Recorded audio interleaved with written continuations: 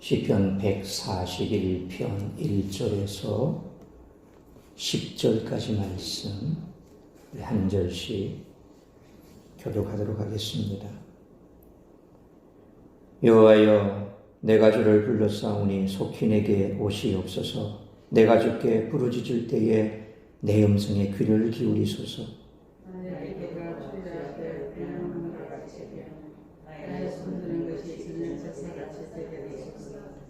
여호와여, 내 입에 파수꾼을 세우시고 내 입술에 문을 지키소서. 내 마음이 악한 일에 기울여 죄악을 행하는 자들과 함께 악을 행하지 말게 하시며 그들의 진소성들을 인하게 하소서. 의인이 나를 칠지라도 은혜로 여기며 책망할지라도 머리에 기름같이 여겨서 내 머리가 이를 거절하지 아니할지라. 그들의 재난 중에도 내가 항상 기도하리로다. 그들의 재판관들이 발격된 애를 던져서다. 내 말에 눈물과 흘리리로다. 사람이 밭가라 흙을 부서뜨림같이 우리의 해골이 수월입에 흩어졌도다. 주 여호와여, 내 눈이 주께 하나니 내가 주께 피하오니 내 눈을 궁금한 대로 흘리지 마옵소서. 나를 지키사 그들이 나를 잡으려고 놓은 올무와 악을 행하는 자들의 함정에서 벗어나게 하옵소서. 악인은 자기 그물에 걸리게 하시고 나만은 온전히 면하게 하소서. 아멘. 기도하겠습니다. 거룩하신 아버지 하나님, 은혜와 사랑을 감사합니다. 오늘도 주님 앞에 예배합니다. 폭풍, 태풍으로 인하여서 혹은 또 명절을 앞두고 우리의 심령이 무겁고 삶이 힘들고 고단하다 할지라도 이 시간 주님 앞에 나왔사오니 우리가 주의 말씀 향하여 우리의 마음이 열려지게 하시고 모든 근심, 걱정, 염려 주님 앞에 다 내려놓을 수 있도록 도와주옵소서. 아버지 하나님께서 오늘도 우리와 함께 하셨기에 하루 온전 우리의 삶의 도전에서 최선을 다하고 땀 흘려 일하다가 주님 앞에 나왔습니다. 아버지 하나님, 고단한 육체 주님께서 새롭게 하여 주옵시고 또 말씀에 집중하여 말씀 들을 때에 그 말씀이 우리의 심령 깊이 새겨지는 귀하고 복된 시간 될 수 있도록 은혜 내려 주옵소서. 아버지 하나님, 특별히 또 이번 추석 명절을 맞아서 원근각적으로 우리 성도들 흩어질 때에 오고 가는 발걸음 지켜주시고 어려움 당하지 않게 하여 주옵시며, 아버지 하나님, 태풍으로 인하여 혹 우리의 가족들 가운데 어려움을 당했다면 아버지 하나님, 이번에 만남을 통하여서 주 예수 그리스도의 이름으로 위로하게 하시고 또 그들이 이번 명절 참 슬프고 힘든 가운데 있다 할지라도 우리가 복음을 전하고 또 그들이 복음을 받아들이는 귀한 기회로 삼을 수 있도록 은혜 내려 주옵소서. 광운같이 빠른 시대 우리가 이 땅 가운데 의지할 것이 무엇이 있겠습니까? 오직 우리의 생명을 주관하시는 우리 하나님밖에 없사오니 아버지 하나님, 더욱더 주님을 의지하고 주님의 말씀에 붙들려 살아가는 우리 모두가 될 수 있도록 크신 은총 내려 주옵소서. 이 모든 말씀 우리 주 예수 그리스도의 이름으로 기도하옵나이다. 아멘.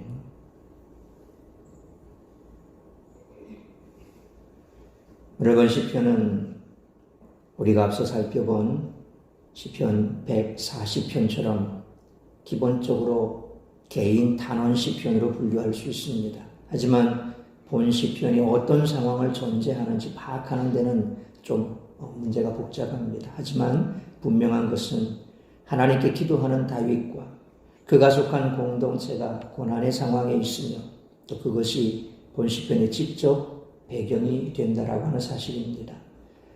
본 시편의 구절을 명확히 분류하기는 쉽지 않습니다. 하지만 본 시편에서 다윗이 자신의 공동체 그리고 악인들의 운명을 여러 관점에서 대조한다는 점에 주목을 한다면 1절로 2절은 제2의 상황을 전제하는 단원이 될 것입니다. 그리고 3절로 5절에서 다윗은 악인들과 구분되기를 지혜의 전통의 바탕에서 기도를 하고 있습니다. 그리고 6절로 7절은 대적들의 운명을 그리고 있고 마지막 8절로 10절은 죄 짓는 사람들과 자신의 운명이 구분되기를 바라는 간구로 오늘 시편을 끝을 맺습니다. 여러분들은 분노와 억울함, 적개심을 어떻게 처리하십니까? 다윗은 그 모든 감정을 가슴에 품고 제2의 자리, 예배의 자리로 나아가고 있습니다. 그리고 크게 두 가지 진솔한 간구를 합니다. 첫째는 자신은 고난을 겪고 있는 상황에서 오로지 여호와만 바라봄으로 자신의 부르짖음을 들어달라고 간구합니다. 이처럼 시편 기자들은 고차원적인 기도를 하기보다 가슴속 깊이 우러나오는 원초적인 부르짖음으로 하나님 앞에 나아갑니다. 시편들을 읽어보면 대부분 그렇지요. 되게 까다롭고 어려운 그런 말을 잘 하지 않습니다. 물론 표현 속에 그들의 문화와 우리가 현재 살아가고 있는 문화가 다르기 때문에 그런 어떤 비유나 표현 자체가 조금 이해가 잘 안 되고 어려울 수는 있지만 내용 자체가 어렵지는 않다라는 거죠. 까닭 모를 고난에서 가장 절박한 부르짖음은 매우 고통스러우니 그 고난에서 벗어나게 해달라는 것이죠. 하지만 시편 기자들은 그 기도의 응답을 열어둡니다. 왜냐하면 그 간구의 직접적 응답이 하나님의 임재와 도우심 그리고 이끄심의 모든 증거가 아니며 그 전권은 오로지 하나님께 있음을 알기 때문에 그렇습니다. 그러니까 어떤 결과가 오든지 특별히 본 시편도 다윗의 시편입니다만 전체 150편 시편의 절반가량이 다윗의 시편이거든요. 그러니까 다윗의 시편을 읽어보면 하나님 앞에 자신의 감정을 그냥 그렇게 솔직하게 다 털어놓습니다. 그러면서도 그 하나님 앞에 기도 응답 자체가 지금 당장 어떤 결과가 와서 자기가 원하는 대로 그렇게 결론 지어지고 그런 쪽으로 그가 바라지는 않는다는 겁니다. 그냥 그렇게 하나님 앞에 털어놨습니다. 그리고 그 이후에 어떤 결과가 나오든지 간에 하나님은 찬양받기에 합당하신 분입니다. 거의 그렇게 끝을 내줘갑니다. 그러니까 지금 어떤 결과가 나와서 찬양하는 것이 아니라 그 결과에 상관없이 그의 삶 가운데 지금까지 역사하셨던 하나님, 그리고 지금 내가 고난 가운데 있지만 분명히 하나님께서 과거에 그렇게 역사하셨기에 지금도 역사하실 것이고 마찬가지로 내 미래의 삶 또한도 하나님께서 인도하실 것이다. 그러니 지금 내가 이 모든 문제가 해결되지 않았다 할지라도 나는 그 하나님을 찬양한다. 이런 식으로 시편을 많이 전개하죠. 우리가 하나님이 기도 응답하시고 또 하나님께서 내 간구에 응답하신 것은 우리가 기도했던 그대로 이루어지면 우리는 항상 그렇게 생각을 합니다. 하나님께서 역사하셨다. 하나님께서 임재하신다. 하나님이 도우신다. 이런 것으로 우리가 끌어들입니다. 그런데 그것 자체가 하나님의 임재요, 하나님의 기도 응답은 아니라는 겁니다. 하나님은 그 응답과 반대로 나온다 할지라도, 그런 결과와 반대의 결과가 나온다 할지라도 하나님은 절대 주권적으로 응답하신다는 거죠. 그걸 얘기하는 겁니다. 여기에서 둘째 진술한 간구로 나갑니다. 그것은 바로 자기 성찰입니다. 본 시편에서는 자신의 입과 마음을 지켜달라는 간구로 표현이 되고 있습니다. 마음속에 가시적이고 유한한 가치만 가득 채우면 무한하신 하나님의 뜻을 제대로 깨달을 수가 없다는 겁니다. 또한 마음속에 도사리고 있는 상처와 적개심을 보지 못하고서는 올바른 영적 성숙을 기대할 수가 없습니다. 그래서 본 시편에서 적나라하게 고백하듯이 우리 마음속에 매우 고통스럽고 또 그 모든 문제들부터 고난에서 벗어나게 해달라고 그렇게 하나님 앞에 솔직하게 기도하는 것입니다. 하지만 시편 기자들은 그 기도의 응답을 앞서 말씀드린 것처럼 항상 열어놓고 있습니다. 우리가 부르짖기도 하고 내가 고통 가운데 있고 왜 하나님 이 고통에서 빨리 나를 건져주지 않습니까? 라고 그렇게 얘기를 하기도 하고 또 우리가 살펴본 바대로 139편 같은 경우에는 어떻습니까? 막 저주까지 하잖아요. 저들을 빨리 내 앞에서 치워주시고 그리고 저들을 하나님 진멸시켜달라. 이런 식으로까지 기도를 하고 있고 또 다른 시편에도 보면 이런 소위 저주 시편이라고 하는 그런 내용들을 살펴보면 막 하나님 앞에 나를 대적하는 그 대적자들을 아주 저주하는 것처럼 그렇게 보여질 수도 있습니다. 그러나 그것이 문자 그대로의 의미는 아니라는 겁니다.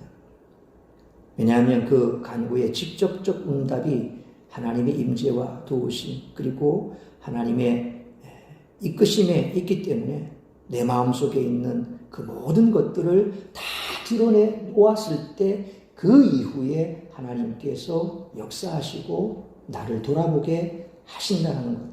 그래서 다윗이 특별히 그런 부분에 있어서는 굉장히 열려있는 사람입니다.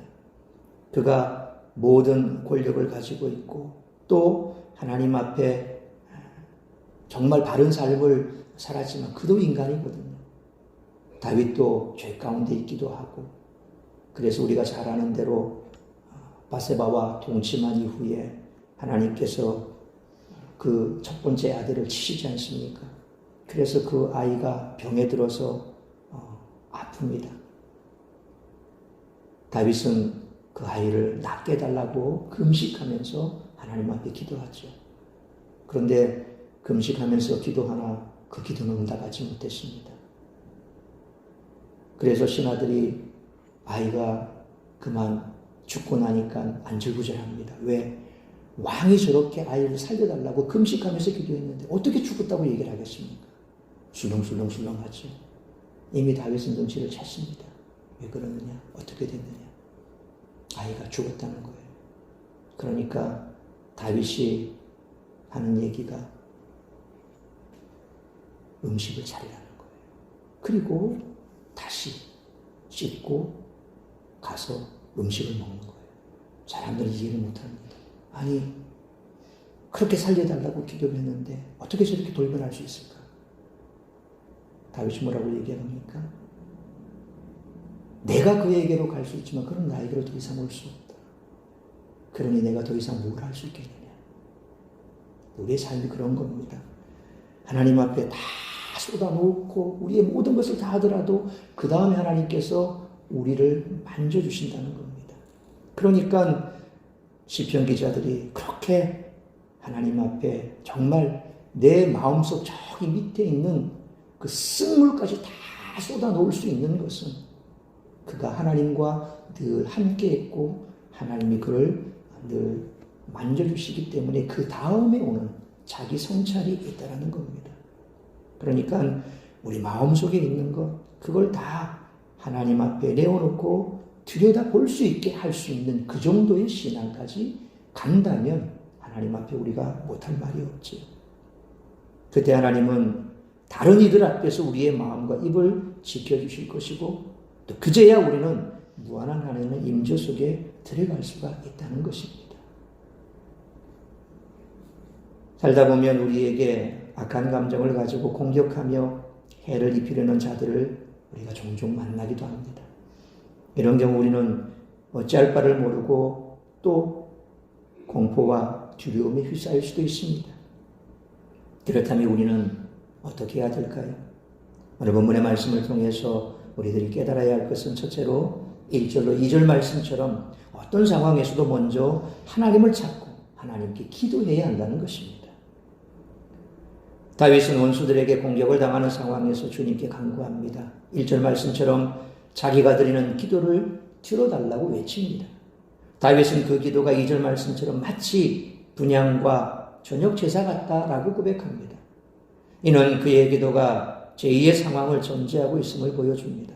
희생제사의 연기가 하나님의 보좌로 올라가는 것 같이 자신의 기도가 하나님께 상달되기를 간구하는 것입니다. 하나님은 성도의 겸손하고 진실한 기도를 기뻐하시고 들어주십니다. 그러나 다른 사람의 음해 때문에 고통당하는 상황에서 사람은 먼저 하나님을 찾기가 쉽지 않습니다. 당장 눈앞에 원수가 보이기 때문에 어떻게 하면 그 원수에게 내가 지금 당하고 있는 그대로 갚아줄 것인가 고민하며 또 그 상황에만 몰두하기도 하죠. 혹은 그 상황에서 나를 건져줄 혹 나를 도와줄 사람이 누가 있을까? 그렇게 해서 분주하게 사람을 찾아다닙니다. 그런데 그건 정답이 아니라는 겁니다. 사람을 찾아다니고 그리고 또 그 사람이 나에게 이와 같은 해코지를 했는데 나에게는 해를 입혔는데 내가 어떻게 보복을 할까? 거기에 몰두하지 않는다는 겁니다. 그러므로 다른 사람의 음해 때문에 고통당하는 그런 상황에서라도 먼저 하나님을 떠올리고 하나님을 찾고 하나님 앞에 기도하는 우리 모두가 되시기를 축원합니다. 두 번째로 3절과 5절 말씀처럼 거룩한 언어 생활에 힘써야 하며 악한 일에는 결코 가담하지 말아야 한다는 것입니다. 다윗은 여호와께 3절 말씀처럼 자기 입에 파수꾼을 세워 입술의 문을 지켜달라고 간구합니다. 모든 문제의 근원이 말에 있음을 우리가 짐작할 수 있는 대목입니다. 그래서 잠언 10장 6절에서도 의인의 머리에는 복이 임하나 악인의 입은 독을 머무었느니라 그랬습니다. 또 잠언 12장 6절에서도 악인의 말은 사람을 욕보아 피를 흘리지 않은 것이거니와 정직한 자의 입은 사람을 구원하느니라 그랬습니다. 또 4절 말씀처럼 자신이 악한 음모에 가담치 않게 해주시기를 기도하고 있습니다. 이 악한 음모는 3절의 맥락에서 결국 나쁜 말에서 시작합니다. 그런 말은 그들의 진수성찬을 먹지 말게 하소서라는 마지막 간구에서처럼 함께 모여 먹고 떠드는 데서 시작하므로 그것마저 경계하고 있습니다. 우리가 늘 서로 모여서 밥 먹다가 무심결에 나왔던 얘기들, 사실 그런 얘기들이 일파만파 문제가 되는 경우가 참 많습니다. 그래서 성도들 사이에서도 항상 구역 모임을 하든 뭘 하든 그 은혜 잘 나눠놓고 그 다음에 간식 먹다가 잔잔 마시다가 그러다가 거기에서 은혜 얘기가 아니라 세상 얘기 혹은 또 그 사이에 뭐 자기가 겪었던 누구와의 관계 속에서 좀 껄끄러운 게 있으면 또 자기 마음을 그들이 알아주기를 바라는 마음에서 그렇게 말을 내뱉고 누구를 이제 도마 위에 올려놓고 하나 둘씩 이렇게 난도질하기 시작합니다. 거기서 문제가 생기는 겁니다. 그래서 항상 먹고 마시는 자리에서 보면 이게 은혜로운 말씀이 아니라 자꾸 감정 섞인 그런 얘기들이 나오다 보면 결국 그런 것에서 감당할 수 없는 문제로까지 퍼지는 경우가 많죠. 말, 그리고 이 먹는 자리에서 특히 말, 이런 것들이 대단히 큰 문제를 일으킬 수 있다. 오늘 다윗이 그걸 얘기하거든요. 그들의 진수성찬을 먹지 말게 하소서. 그들과 모여서 먹는 자리에 내가 거기 가지 않게 해주십시오. 라고 고백하는 겁니다. 뿐만 아니라 5절의 분위기는 또 정반대입니다. 어떤 의인이 자기의 잘못을 책망하며 아픈 말을 할 경우에는 그 책망을 잘 받아들이게 해달라고도 기도하고 있습니다. 인간에게는 죄성이 있습니다. 나쁜 일을 도모하는 집단에 동화되어 자신도 동달아 그 일에 참여하기가 쉽다는 겁니다. 성도는 이러한 죄성을 인정하고 경계해야 한다는 겁니다. 그러므로 책망하는 의로운 말은 은혜로 여김에 잘 듣고 악한 일을 도모하는 모임에는 절대 참여하지 않는 우리가 되시기를 축원합니다. 세 번째로 6절로 7절 말씀처럼 하나님께서는 결국 악인을 심판하신다는 것입니다. 다윗은 6절에서 다윗은 추측컨대 현재 대적들의 편을 들어주는 듯한 재판관들이 비극적 결말을 맞이할 것을 예견하고 있습니다. 여기에서 니시모트라고 하는 단어가 나옵니다. 그들이 내려 던져줬다. 우리 개역 개정에는 전멸했다라고 되어 있습니다. 이 완료형 동사는 고난 가운데 응보를 확인하고자 하는 다윗의 내면의 심리를 잘 표현하고 있습니다. 그러니까 지금 당장 그렇게 된 것은 아닌데 그렇게 되기를 바라는 겁니다. 7절에서는 1인칭 복수형이 등장하는데 6절에서 그들로 표현된 대적들이 하는 가상의 말을 직접 화법으로 전하고 있다라고 볼 수 있습니다. 따라서 7절은 굳은 땅이 밭갈이 되어 으스러지는 것처럼 자신들의 운명은 수월 앞에 흩어진 해골처럼 몰락해 버렸다라고 하는 자조 섞인 고백입니다. 물론 이것은 다윗의 상상입니다. 그러니까 악한 사람들이 이렇게 됐다라고, 하나님께서 그렇게 했다라고 마치 하나님께서 그들을 내려 던지신 것처럼, 바위에 그들을 내려 던지신 것처럼 마치 그렇게 됐다라고 얘기하는데 그건 자기의 상상인 겁니다. 다윗의 속마음 깊이 뿌리내린 억울함과 적개심을 드러낸 그런 표현입니다. 곧 성찰의 결과인 셈입니다. 이런 마음도 하나님 앞에 내어놓을 때 단원을 통한 참된 깨달음에 이르게 된다는 겁니다. 따라서 한마디로 요약하면 하나님이 결국 악한 통치자들을 심판하신다라는 말입니다. 그런 하나님이 악한 음모를 만든 지도자들을 심판하시지만 의인은 변호해 주시며 악한 지도자들이라도 심판받을 때에 뒤늦게 깨우쳐 자신의 지혜로운 말을 듣게 된다고 말합니다. 그러므로 우리는 하나님이 결국은 고난을 견딘 의인의 손을 높이 들어주시고 악한 자들을 심판하사 멸망시킨다는 사실을 기억해야 됩니다. 악인에게 핍박을 받을 때 절망치 말고 결국 옳고 그름을 판단해 주시며 회복시켜 주실 하나님을 끝까지 신뢰하는 우리 모두가 되시기를 축원합니다. 네 번째로 8절로 10절 말씀처럼 하나님께 자신의 상처와 분노, 억울함을 진솔하게 기도할 수 있어야 한다는 것입니다. 8절로 10절에서 다윗은 다시 이제 현실로 돌아옵니다. 8절에서 다윗은 자신의 신앙과 현실을 대조합니다. 그 8절 하반절에서 고백하듯이 여호와께서 자신의 영혼을 쏟아버리시는 듯한 고난의 상황에 있지만 눈을 그분께로 향하여 그분께 피신한다는 것입니다. 9절은 140편 5절에 교만한 자가 나를 해하려고 올무와 줄을 놓으며 그 길 곁에 그물을 치며 함정을 두었나이다 라는 말씀 그대로 비슷하게 거의 묘사하고 있는데 마치 그 말씀을 생각나게 하는데 여호와께서 자신을 지키셔서 대적들의 올무와 함정에서 벗어나게 해달라고 하는 탄원입니다. 이는 기도가 얼마나 하나님 앞에서 진솔해야 하는지를 잘 보여줍니다. 10절에서는 한 걸음 더 나아가서 대적들이 오히려 제도체 걸리기를 바랍니다. 이것은 매우 적나라한 기도 내용입니다. 그는 자신의 마음을 정죄하거나 고상한 내용으로 꾸미지 않고 하나님 앞에 진솔하게 기도합니다. 타인을 향한 분노와 적개심을 잘못 분출해 사회적인 문제가 되는 경우를 우리는 심심찮게 접하지 않습니까? 소위 그냥 묻지마 테러를 하는 겁니다. 이유도 없습니다.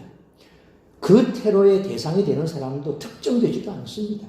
불특정 다수를 향해서 내가 이런 어려움 당했고 그리고 지금 내 상태가 이런데 어느 누구도 도와주지 않아. 그리고 사회는 나를 이렇게 만들었어. 사회가 나를 이렇게 만들었어.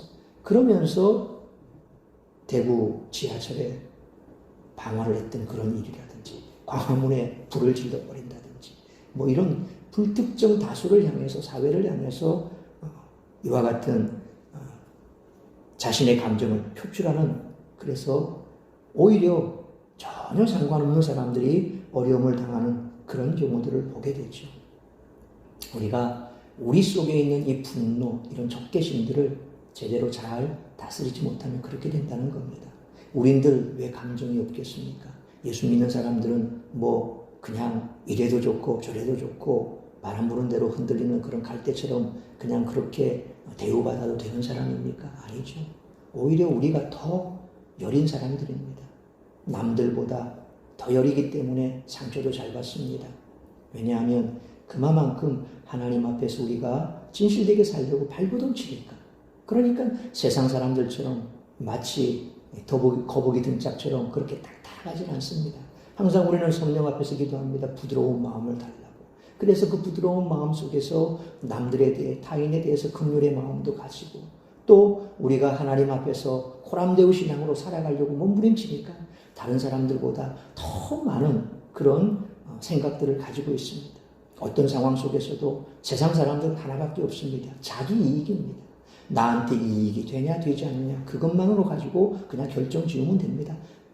신경 안 씁니다. 뭐 누가 어떻게 되든지 간에 옆에서 누가 나자빠지든지 말든지 그냥 자기는 자기 길 가면 됩니다. 그리고 나한테 이익이 안 되면 그냥 지나쳐버리면 됩니다. 근데 우리는 그걸 쳐다보고서도 마음이 참 편치가 않지요. 오늘도 우리 부산역에 일이 있어서 갔다가 잠깐 이렇게 여기에 들어갔다가 나오는 길에 들어갈 때 보니까 웬 체격은 건장하던데 모자를 꾹 눌러 쓰고 무릎 꿇고 밥그릇 하나 놓고 그렇게 엎드려 있는 남자가 있더라고요. 몸은 건강한데 왜 저러고 있을까? 뭐 그 생각부터 시작을 해서 가면서 지금 내가 뭐 가진 게 아무도 없고 맨날 그냥 휴대폰에 내 카드만 넣고 다니는 그런 입장이다 보니까 밥이나 제대로 먹었을까? 뭐 그런 생각부터. 그리고 볼일 보고 나오는 길에 또 그렇게 그냥 했으니까 아유 무릎 꿇고 있는 게 얼마나 다리가 차일까? 뭐 그런 생각부터 별의별 생각이 다 나더라고요. 그러니까 그 수많은 사람이 부산역을 지나치는 그 상황 속에서 그냥 저는 그런 생각이 들었어요. 뭘 도와주고 싶은데 주머니는 아무것도 없죠. 옛날부터 그랬거든요. 뭐 그런 사람들 보면 정말 버스비 하나 놓고 다시부터 주고 막 그런 일들이 뭐 비일비재 있고 단기 선교 갔을 때는 오는 때 비싸게 주고 사모가 마련해줬던 침낭 주고 버리고 이것도 주고 버리고 다 이렇게 주고 그런 경험이 있습니다. 아마 여러분도 마찬가지일 겁니다. 그런 어려운 사람들 보면 그냥 쉬이 지나치지 못하고 마음이 쓰이죠. 내가 지금 당장 뭘 해주고 싶지만 할 수 없는 상황인데 그래도 여건이 되면 해주고 싶고 할 수 있으면 해주고 싶고 그런 마음 아니겠습니까? 바로 우리가 그런 거거든요. 그러니까 외려 더 우리가 더 상처도 많이 받습니다. 그런데 그런 것을 어떻게 우리가 다 풀어냅니까? 풀 수 있는 방법도 없잖아요. 세상 사람들처럼 야박하게 그래 눈에는 눈, 이에는 이. 우리 또 그렇게 못해. 또 왜? 사랑하라 그랬으니까. 원수라도 사랑하라 그랬으니까. 사랑은 못하면서도 마음 괴로워요. 또 그래 못하니까. 그러니까 그걸 어떻게 풉니까? 하나님 앞에서 풀어야 되는 겁니다. 다윗이 그랬고 시편 기자들 대부분 그랬고 하나님 앞에 사는 사람들은 딴 것 없습니다. 사람 앞에 풀어버리면 그 사람과의 사이에서 더 큰 문제가 생기는 걸 알거든요. 그러니까 사람 앞에서는 오늘 시편 기자처럼 입술에 파수꾼을 세워주십시오. 내 입에 문지기를 세워주십시오. 내 입에 문을 달아주십시오. 그럼 어디다 쏟아냈습니까? 남은 건 하나님밖에 더 있습니까? 그래서 다윗처럼 하나님께 적나라하게 자기 감정을 쏟아놓을 필요가 있습니다. 이것이 자기 성찰과 영적 성숙으로 나아가는 과정이기 때문에 그렇습니다. 다윗은 이런 자신의 내면을 성찰하며 마무리하는데 이 과정 자체가 자신의 말과 마음을 지켜달라고 한 3절로 5절의 간구의 구체적인 내용이고 그 간구가 이루어져가는 과정임을 우리가 알 수 있습니다. 그러므로 비록 그 내용이 성숙하지 못할지라도 상처와 분노, 억울함을 그대로 드러내시기 바랍니다. 진솔하게 기도하고 자기 기도와는 다른 응답을 받는 과정에서 심판과 구원의 전권이 하나님께 있음을 배우게 될 것이므로 오히려 하나님의 주권을 인정하며 감사하는 우리 모두가 되시기를 축원합니다. 사랑하는 성도 여러분, 악담을 하고 상처를 주는 사람들이 있을 때 오직 우리는 주님께 피해야 됩니다. 주님은 우리를 안전하게 지키시며 악한 자를 심판하시고 우리를 더욱 성숙한 믿음으로 나아가게 해주실 것입니다. 그러므로 다윗처럼 하나님께만 초점을 두어 하나님을 힘입어서 오늘 악으로 이기며 날마다 승리하는 우리 모두가 되시기를 주님의 이름으로 축원합니다. 기도하겠습니다. 거룩하신 아버지 하나님, 은혜와 사랑을 감사합니다. 오늘 우리가 다윗의 시편을 통하여서 그 다윗의 모습을 보면서 우리가 이와 같은 악인들에게 말로 닿을 수 없는 그런 고난을 당할 때 우리가 어떻게 대처해야 될 것인가 다시 한번 우리의 마음속에 새기고 갑니다. 사람들 앞에서 우리가 그걸 다 드러놓을 수 없고 비록 우리를 대적하는 대적자라 할지라도 그들에게 우리가 무엇인가 심판을 하고 보복을 할 수도 없고 결국 우리가 할 수 있는 것은 하나님 앞에 나아가는 것밖에 없습니다. 하나님 앞에 우리의 마음의 중심을 다 털어놓고 우리의 어떤 마음이라도 하나님 앞에 진솔하게 쏟아놓는다면 하나님께서 우리의 삶을 지켜주실 것입니다. 그 다음에 하나님께서 우리를 만져주실 것입니다. 그리고 심판자 되시고 재판관 되신 하나님께서 가부간에 하나님이 해결해 주실 줄로 믿습니다. 우리는 그저 하나님만을 바라보게 하여 주옵소서.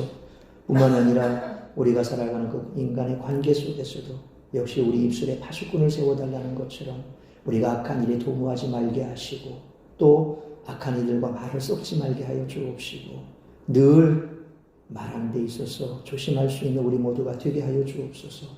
하나님을 영화롭게 하는 말, 선한 말, 또 상대에게 덕이 되는 그런 말은 우리가 기쁨으로 하되 그렇지 않은 말에 대해서는 항상 조심하고 그리고 또한 악한 이들과 말을 섞지 않고 늘 하나님만 바라보며 나아갈 수 있는 우리 모두가 되게 하여 주옵소서. 간절히 비옵기는 그런 삶의 상황 속에서라도 오늘 다윗처럼 우리의 마음 깊은 곳에 있는 적개심이나 분노라도 우리 하나님 앞에 다 쏟아놓을 때 우리 하나님께서 우리의 마음의 중심을 아시오매 우리를 만져주시고 위로해 주실 줄로 믿습니다. 그리고 우리가 바라는 대로 응답받지 않는다 할지라도 하나님께서는 하나님의 주권대로 하나님의 뜻대로 우리의 삶을 인도해 가실 것이요 그 결과에 대하여 우리가 더욱더 겸손하게 하나님의 주권을 인정하며 나아가는 우리의 삶이 되게 하여 주옵소서. 거룩하신 아버지 하나님, 오늘도 이 말씀 가슴에 새기며 남은 생에 정말 하나님의 말씀대로 붙들려 살아가는 우리 모든 성도들 될 수 있도록 은혜 베풀어 주옵소서. 이 모든 말씀 우리 주 예수 그리스도의 이름으로 기도하옵나이다. 아멘. 찬송하시겠습니다.